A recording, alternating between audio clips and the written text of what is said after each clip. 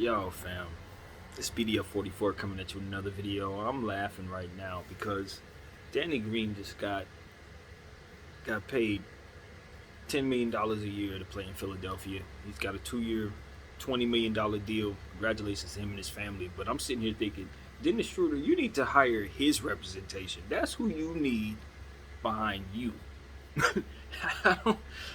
Seriously, you need to hire those guys because those guys know how to get their clients paid. This situation with Dennis Schroeder, last thing I read is Dallas has no interest. Everything that I'm reading is no interest. No team wants this individual on their team. It is one of the more sad free agency stories that you'll see, because at the end of the day, as I've said on this channel maybe twice now, I haven't heard a thing from Dennis Schroeder, the person. And that's who I don't know who you want to hear from. I don't think he needs to speak on this free agency at all right now, but it would be nice if all of this talk about what it is that he wanted would have come from his mouth. That notion I cannot shake that. It just don't sit right with me. It's sort of like the question about, I don't want to take this into something that's not, but like asking for receipts, you know what I mean, in regards to what it is that you're talking about. It's like when someone brings something to you, it's like, well, where's the proof? His talks of wanting $120 million, wanting $100 million, wanting $150 million. I have not heard him say that, nor have I heard any of his representatives speak up on his behalf, saying, I value myself this way. All I've heard was the reports of him wanting certain things, and then obviously seeing the results of this taking place as it's being reported. Now, someone brought up something to me that made a lot of sense, but then it kind of fell apart because it didn't come into fruition. But the theory was maybe he would be involved in the Westbrook deal, and that's what was taking so long. But of course that deal just went through, and he wasn't a part of it. So it stands to reason that this is just as it appears to be. Now, I've already said a million times, and as I said at the start of this video, that he needs to fire his agent. That should have already been done. And, he needs to come out and also say, I ain't said nothing. That's what I would do. Even if it's nothing but IG saying, something cryptic along the lines of like, ain't me talking right now. People speaking on my behalf and I ain't said nothing. That's what you need to be expressing. At least so that people can stop making it seem like you're still in denial about what it is that you're worth even now.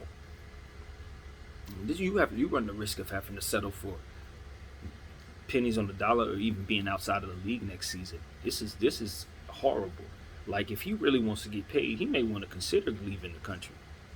He would be a major star elsewhere. Now, I know that that's a horrible pill to swallow, but he may be able to demand some record numbers from some other leagues if you just want to get paid. You feel me?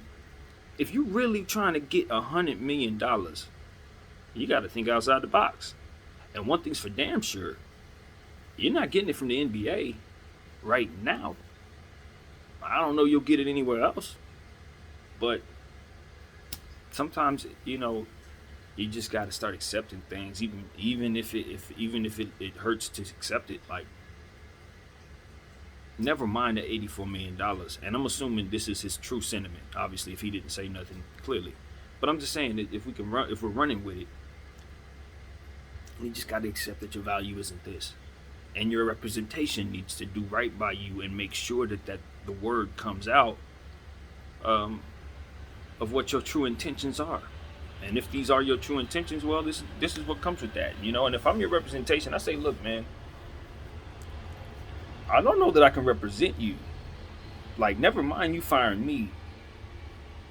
My reputation's on the line.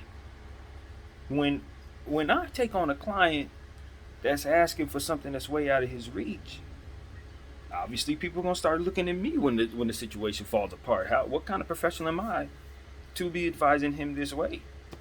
And if he's going about this without taking my advisal, then it kind of nullifies the pay in a way, because now the word is that I got clients that just don't give a damn about what it is that I'm ultimately paid to do. I don't know if that's a good thing at all, to be honest with you. Considering the fact that it makes them look crazy when you do stuff like this. So, what can I say, man? What can I say? I'm sitting here. Obviously, this is way outside of my league. I'm not a professional anyway in these ways, but I'm looking at how this plays out, and I'm just understanding the importance of understanding leverage and understanding true value versus market value, and etc. So I think everybody can learn from this. Everybody can learn from Dennis Schroeder's situation. All different walks of business. It's just, you gotta play the game. If you're gonna be a part of it, you gotta play it right. You can't just put your chest out and think people are gonna believe in you just because you believe in you. You better prove it. You better have the receipts for that. So that's how I look at this, man. At the end of the day, I'm hopeful that Dennis Schroeder will find that team in the league. I'm hopeful that the Lakers can do a sign and trade so we can get something back for him. The Buddy Hield thing, I'd imagine, is off the table. That doesn't seem realistic anymore at all.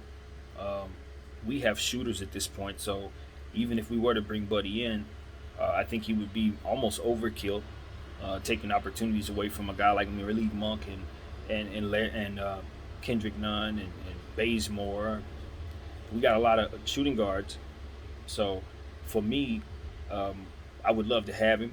Certainly, if we can make the trade for him, I'll bring him in without even thinking twice about it and be happy about it. But if we don't bring him in, I think that we're still in a good position to help ourselves by filling that roster spot with a different position that we may need more so than what he provides at this point.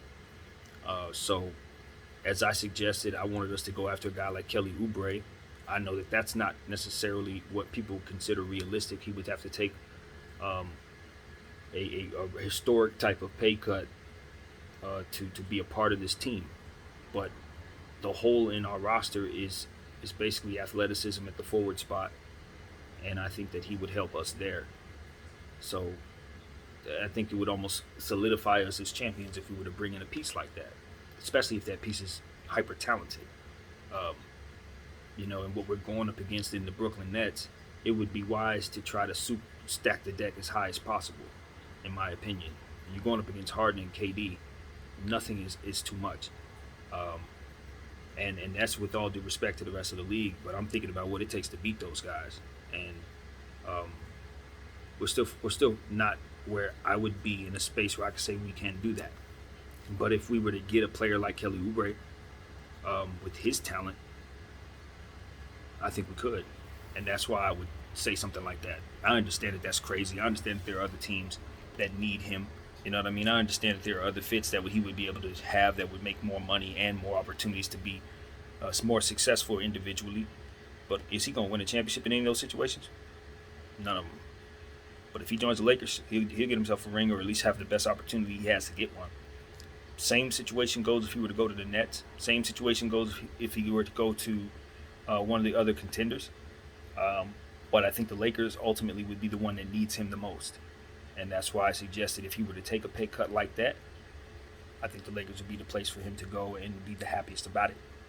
Plus, I think he can make some money off the court here in LA. So that's why I look at it that way as well. But, at the end of the day, it's up to everybody to make their own decisions.